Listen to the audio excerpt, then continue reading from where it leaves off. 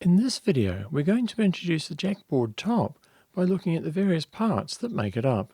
The reason it's called the top is because it literally fits right on top of a JackBord. It has all of the parts that you need to learn basic electronics, and by connecting it to the JackBord, you can also learn how to use the JackBord's various pins and commands. The first thing we're going to do is look at the various parts of the top. Firstly, we have the two 10K variable resistors on either side of the top. These are basically variable versions of a normal resistor. Turning the knob changes the resistance, and we'll learn more about this later on. Below each variable resistor, there's a button. There are two of these. Spread all over the surface of the top are various pins. These are what we use to connect to the components that are on the top. We use jumper wires to make those connections. As you probably know by now, all circuits in electronics need some source of power. On the top, we have 3-volt pins indicated by the yellow pins on the outside, and 5-volt pins which are indicated by the red pins along the outside.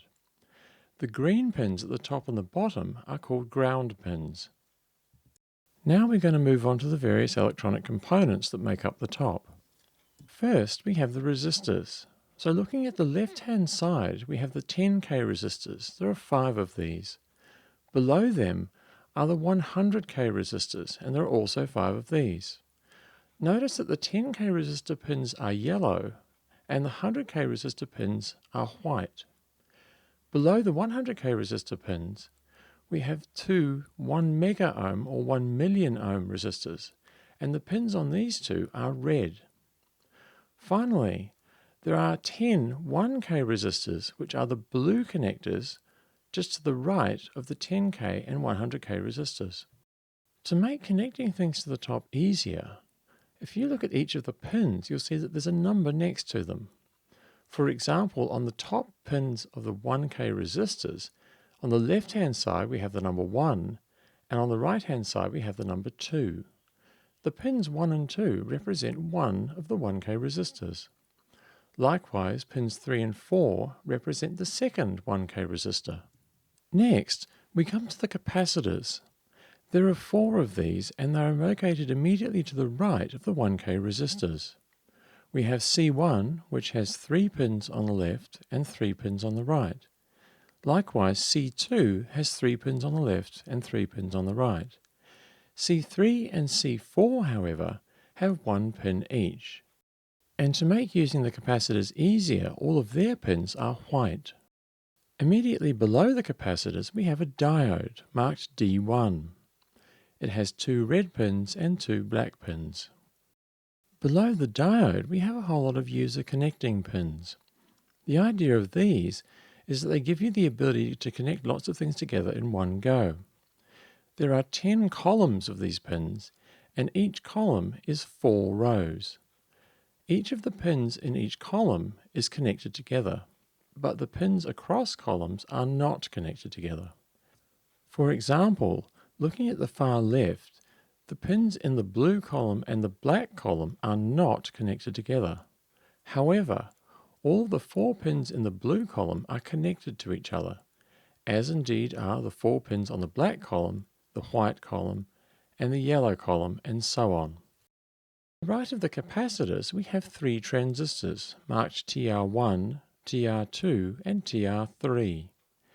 Each of these transistors has 3 pins with a yellow connector. The first one is the collector, which is marked by a C.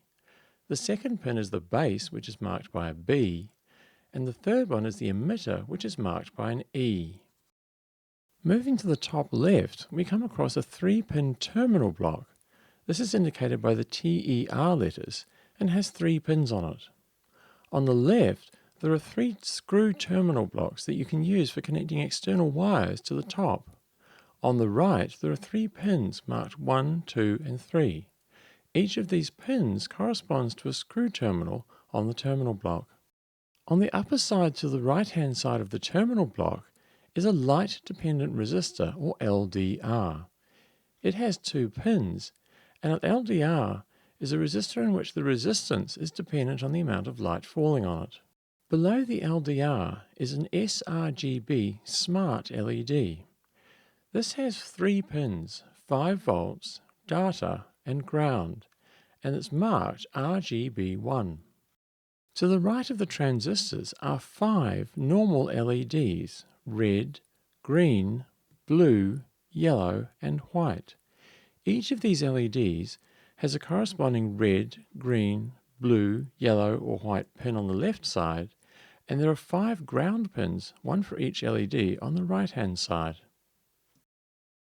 Below these is another RGB LED marked RGB2. It has 4 pins on a black terminal. The first one is R, which stands for red. The second one is ground. The third one is G, which stands for green. And the last one is B, which stands for blue. Finally, we have the 3 power pins that connect the top to the JackBord. These are on the lower right-hand side, to the right of the ground pins, and we have ground, 3 volts, and 5 volts. Notice that the 3 volt pin is yellow, and the 5 volt pin is red. These correspond to the green, yellow and red power pins around the outside of the top. Now that we know something about the parts of the top, in the next video we're going to learn how to connect the top to the JackBord and how to use jumper wires. For more information and more videos and tutorials, visit www.jackbord.org and click on the Start Here link on the upper left-hand side of the home page.